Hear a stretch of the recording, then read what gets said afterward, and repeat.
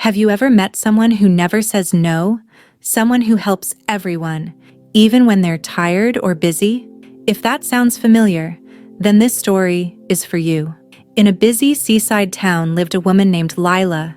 Everyone knew her as the most helpful person around. If a shopkeeper needed someone to watch the store, they called Lila.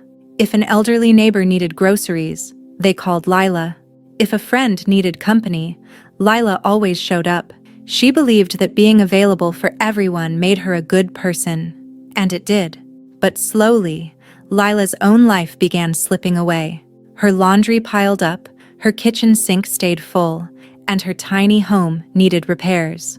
But Lila didn't have time for any of it. She was too busy fixing everyone else's problems.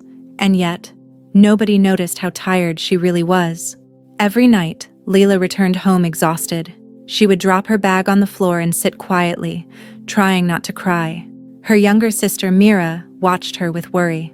"Lila," she said gently, "you help everyone, but who helps you?" Lila forced a tired smile. "It's fine, Mira. People will remember my kindness one day." But that day never came. One afternoon, dark clouds rolled in over the town. People rushed to protect their boats and fish nets from the storm. Lila ran to help her friend Sam tie his boat before the winds grew stronger. But while helping Sam, she didn't notice the water leaking into her own small house. By the time she returned, her home was soaked, her belongings floating on the floor. She stood in the doorway, drenched and silent. She had saved everyone else's things, except her own. That night, Lila and Mira cleaned their damaged home as rain dripped from the ceiling. Mira looked at her sister and said softly, "You protect everyone's life, Lila, but no one protected yours today." Lila didn't answer, but her heart felt heavy. The next morning, she walked to the old pier to meet Elder Thomas, a wise man who had lived in the town for decades. Lila trusted him.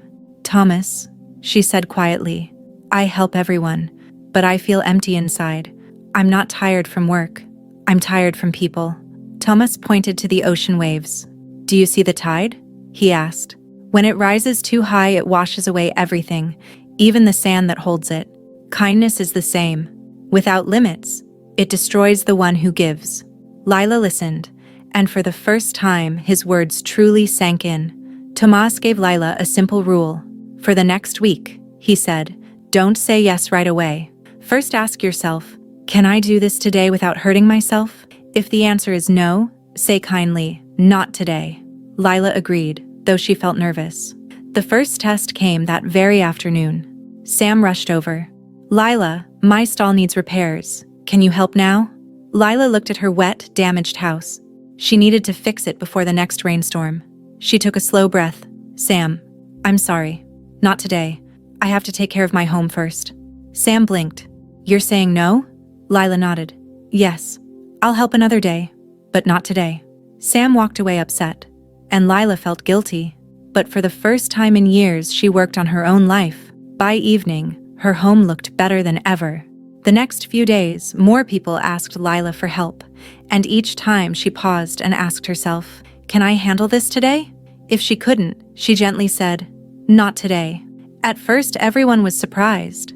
Some were even annoyed, but Lila felt something she hadn't felt in years: peace.